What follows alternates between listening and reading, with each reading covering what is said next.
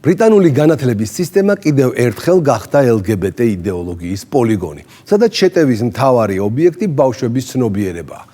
მოკლედ, სუინდონის ერთ-ერთმა დაწყებითმა სკოლამ საკლასო ოთახების ფანჯრებზე, დერეფნების კედლებზე, სპორტულ დარბაზებში, სასადილოებში და საპირფარეშოებშიც კი LGBT დროშები გამოკიდა.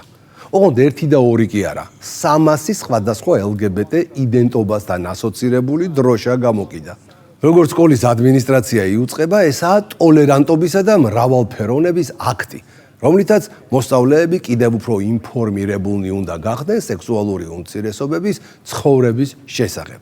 სინამდვილეში კი ტოლერანტობა და მრავალფეროვნება აქ არაფერ შუაშია.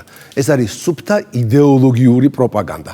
არაფორმალური ოლიგარქიული მმართველობის, ანუ deep state-ის მიერ შექმნილი და დაფინანსებული სისტემა, რომელიც მიზნად ისახავს მცირე ასაკიდანვე ბავშვების გონებაში გააჩინოს კითხვები სექსუალური იდენტობის შესახებ, რომლებზეც გაცემული პასუხები უკვე იქნება LGBT განათლება მთელი თავისი გარყვნილი სოუსით.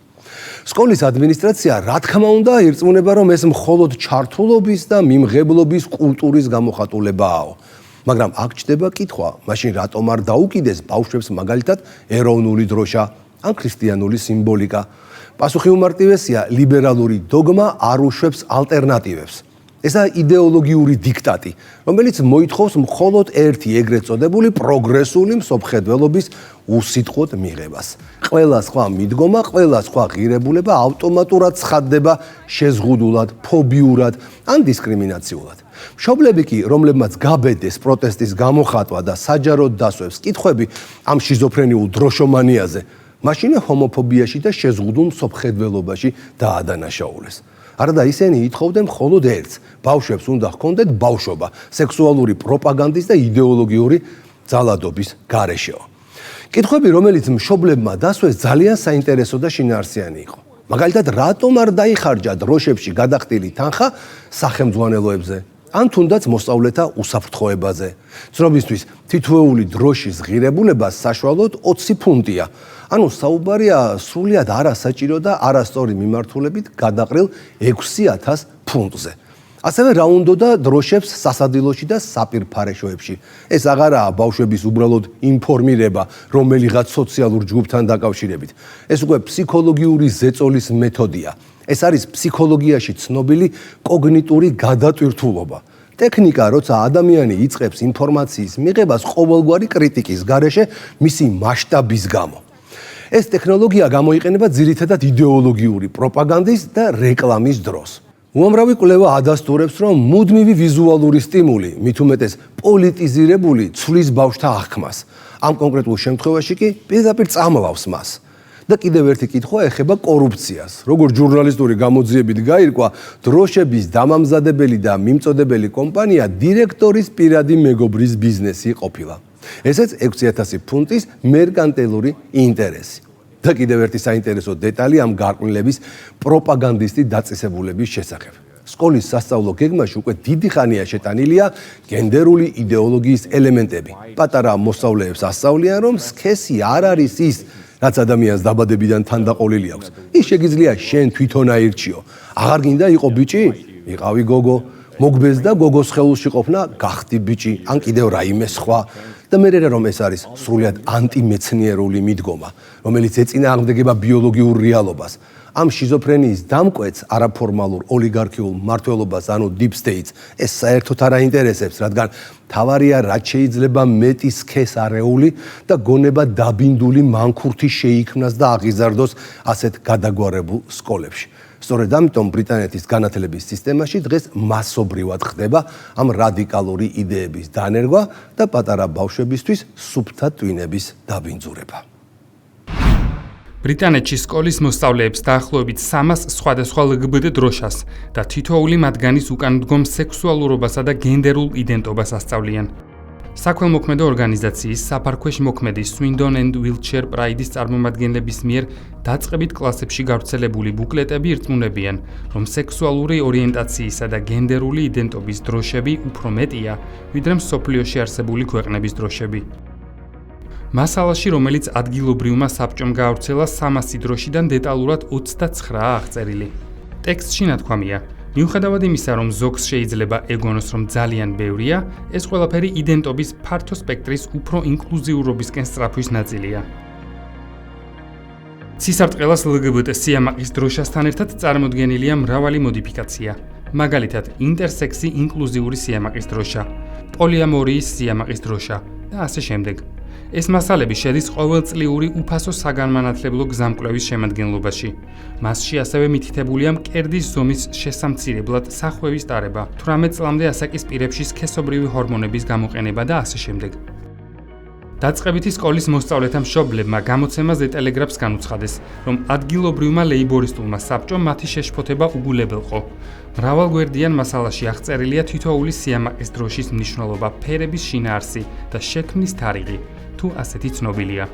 მაგალითად, ვარდისფერი, იასამნისფერი და მწვანე ტრიგენდერული სიამაყის დროშის ფერებია და განმარტებულია, რომ ტრიგენდერი არის გენდერული იდენტობა, რომელშიც ადამიანი ერთდროულად ან მონაცვლეობით იდენტიფიცირდება რამდენიმე გენდერთან, მათ შორის მესამე გენდერთან, რაც შეიძლება იცვლებოდეს ადამიანის განწყობისა და გარემოს მიხედვით. რაც შეეხება ომნისექსუალობის დროშას, განმარტებულია, რომ ის აღწერს ადამიანს, რომელსაც იზიდავს ყველა გენდერი და სექსუალური ორიენტაცია და რომ ის 2015 წელს შეიქმნა. თუმცა ფერების ზუსტი მნიშვნელობა ახსნილი არ არის. ასეთი ანომალიური დატვირთვით რომ ქმნიან დროშებს, რა გასაკვირის 300-ზე მეტზე რომ ავიდნენ. დროშებს შორისაა გენდერკვიარი, დემიბოი და დემიგერლი, პანგენდერი, აბროსექსუალი. მოკლედ, რაც კი რამე სექსუალი ოდესმე თავში აზრად მოსვლიათ, ყველას დროშა შეუკერეს. ადამიანის უფლებების ორგანიზაცია Sex Matters-ის ადვოკატირების დირექტორმა ჰელენ ჯოისმა თქვა, რომ ფერად-ფერადი დროშები იზიდავენ ბავშვებს. ისინი ბავშვებს სექსუალური ორიენტაციისა და გენდერული იდენტობის სამყაროში რთავენ, რაც შეუფერებელი და არასაჭიროა. მცირე წლოვნების წახალისება, რომ საკუთარ გენდერზე ან სექსუალურ ორიენტაციაზე იფიქრონ, ასეთი დაუფიქრებელი გზით უსაფრთხოების რისკებს ქმნის. მისივე თქმით, ზოგიერთი დროშა აყალიბებს ცრუ შეხედულებას, რომ ბავშვი შეიძლება დაიბადოს არასწორი სხეულით, რაც ფსიქოლოგიურად ანგრევს მოზარდებს. ბავშვები უნდა დავიცვათ ამგვარი მცდარი და საზიანო წარმოდგენებისგან, მაგრამ სამწუხაროდ ეს ყველაფერი იმართება როგორც უწყინარი სახალისო აქტივობა. არაფორმალური ოლიგარქიული მმართველობის, ანუ Deep State-ის მიზანი რეალურად ეს არის. LGBT ლობისტების ხელით გადააგვარონ ახალგაზრდა თაობა. ამ ყველაფერს კი სახალისო ფორმა უნდა ჰქონდეს და ისე წარმოაჩინონ, თითქოს ბავშვებს ფსიქიკას კი არ უნგრევენ, არამედ პირიქით, ეხმარებიან საკუთარი გამოგონილი იდენტობის პოვნაში. სკანდალური მასალა არაერთი საჩივრის საგანი გახდა იმის გამოც, რომ ის არ ითვალისწინებს ეგრეთ წოდებულ კასის მიმოხილვას, რომელმაც ბრიტანეთის ჯანდაცვის ეროვნული სამსახურის მიდგომა გენდერულ იდენტობასთან დაკავშირებული პრობლემების მქონე ბავშვების მკურნალობის მიმართ ძირეულად შეცვალა. მიუხედავად იმისა, რომ გზამკვლევი გამოქვეყნდა თითქმის 1 წლის შემდეგ, რაც პედიატრმა კასმა წარადგინა თავისი საბოლოო რეკომენდაციები და გამოხატა სერიოზული შეშფოთება ბავშვებში ჰორმონოთერაპიის და პუბერტატული ბლოკატორების გამოყენებაზე. ეგრეთ წოდებულ გზამკვლევში, რომლებიც სკოლაში დაარიგეს, კვლავ მოცემულია რესურსები, რომლებიც ამგვარ პრაქტიკებს ხელს უწყობს. გზამკვლევი ასევე შეიცავს მასალას სახელწოდებით საუკეთესო რჩევები გენდერული თანასწორობისთვის საკლასო ოთახში. იყავით ჩართულნი იმ ბავშვის მხარდაჭერაში, რომელიც თავს სხვა გენდერად აიდენტიფიცირებს და არა იმ სქესთან, რაც დაბადებისას ჰქონდა. მოიხსენიეთ ბავშვი იმ გენდერის მიხედვით, რომელსაც ის ამჯობინებს. თქვენი დამოკიდებულება და ის, თუ როგორ და რამდენად თანასწორად ჩართავთ მას კლასის ყოველდღიურ ცხოვრებაში, განსაზღვრავს სხვა ბავშვებისა და მათი ოჯახების დამოკიდებულებასაც. გზამკვლევი ასევე აღნიშნავს, ბავშვებზე საუბრისას გამოიყენეთ გენდერულად ნეიტრალური ენა, მაგალითად, აირჩიე ბიჭის ნაცვლად, თქვით აირჩიე მეგობარი. იდენტობის შესახებ კი ნათქვამია, რომ არის ის, თუ როგორ განიცდი შენ გენდერს შინაგანად და რამდენად ეთანხმები ან არ ეთანხმები იმ ვარიანტებს, რაც გენდერთან დაკავშირებით გაქვს წარმოდგენილი. ერთ-ერთი მოსწავლის დედამ და ყოფილმა მასწავლებელმა, რომელმაც ანონიმურად დარჩენა ამჯობინა, გამოცემა ტელეგრაფთან საუბრისას განაცხადა, რომ სკოლაში მომხდარის გამო მისი შეშფოთება ადგილობრივი საბჭოს თავმჯდომარემ უგულებელყო. ჩემი კითხვა იყო, რატომ არ ემთხვევა სკოლებისა და საზოგადოებრივი ჯანდაცვის პოლიტიკა კასის მიმოხილვას? როგორ შეიძლება სკოლის პოლიტიკა ასე სცილდებოდეს სახელმწიფო რეკომენდაციებს? თავის მხრივ საქველმოქმედო ორგანიზაციაც შეფუთულმა სინამდვილეში კი Deep State-ის დაქვემდებარებაში მყოფმა ორგანიზაცია Swindon and Wiltshire Pride-ის წარმომადგენლებმა განაცხადეს. სიამაყისთვის განმავლობაში რამდენიმე ადგილობრივ სკოლაში მიგვიწვიეს, რათა დახმარება გაგვეწია სასწავლო გეგმაზე დაფუძნებულ მრავალფეროვნებისა და LGBT ურთიერთობების გაშუქებაში. ჩვენი გზამკვლევი შეიცავს სასარგებლო ინფორმაციას, მხარდამჭერი ორგანიზაციების ბმულებს და კონტენტს, რომელიც განკუთვნილია ფართო აუდიტორიისთვის. ის აბსოლუტურად არ შეიცავს სექსუალურ მასალას. კარგად გვესმის, რომ არსებობენ ადამიანები, რომლებიც ცდილობენ შეაფერხონ პროგრესი, რომელსაც ვახცევთ ინკლუზიური საზოგადოების ჩამოყალიბებაში. ბრიტანეთი არაფორმალური ოლიგარქიული მმართველობის იგივე Deep State-ის განსაკუთრებული მნიშვნელობის სამიზნე ქვეყანას წარმოადგენს. ამერიკის შეერთებულ შტატებთან ერთად ბრიტანეთიც ერთ-ერთი მოწინავე იყო LGBT პროპაგანდაში და მის გავრცელებაში. Deep State-ის დაქვემდებარებაში მყოფი LGBT ლობისტების ბრიტანულ სკოლებში მორიგი ბინძური ტალღის წამოწყება კი დიდი ალბათობით ცოტა ხნის წინ ბრიტანეთის უზენაესი სასამართლოს გადაწყვეტილებას უკავშირდება, რომლის მიხედვითაც ქალის სამართლებრივ განმარტებად ბიოლოგიური სქესი განისაზღვრა და არა გენდერული იდენტობა. პრემიერ-მინისტრის კირ სტარმერის პრესმდივანმა კი გაახმოვანა მთავრობის მეთაურის აზრი, რომ ქალი ქალია და ტრანს ქალი ვერასდროს იქნება ნამდვილი ქალი. როგორც ჩანს, ამ განცხადების შემდეგ მმართველ ოლიგარქიულ ოჯახებს, იგივე Deep State-ს შიში გაუჩნდათ, რომ არ დაიწყოს ბრიტანეთმა LGBT კლანჭებიდან თავის დაღწევა. ახლა მოსალოდნელია, რომ კიდევ უფრო მეტად დაიწყონ LGBT ლობისტებმა ბავშვების სკოლებიდან და ბაღებიდან გადაბირება. ასეთი პრაქტიკა კი LGBT ლობისტებს Deep State-ის დავალებით უკვე დიდი ხანია აქვთ. ცოტა ხნის წინ ცნობილი გახდა, რომ ბრიტანულმა საბავშვო ბაღმა 4 წლის ბავშვის სასწავლო პროცესს ჩამოაშორა სქესობრივი ორიენტაციისა და გენდერული იდენტობის მიმართ გამოხატული შეურაცხყოფის მიზეზით. ბავშვი, რომლის მონაცემებიც არ საჯაროვდება, სახელმწიფო საბავშვო ბაღიდან დროებით გათავისუფლდა 2022-2023 სასწავლო წლის განმავლობაში, თუმცა ფაქტის შესახებ ინფორმაცია მხოლოდ მიმდინარე წლის 1 აპრილს გავრცელდა. რა თქვა 4 წლის ბავშვმა LGBT პირებზე ასეთი, რომ ბაღიდან მოკვეთეს უცნობია. ინფორმაციას არ ასაჯაროვებენ.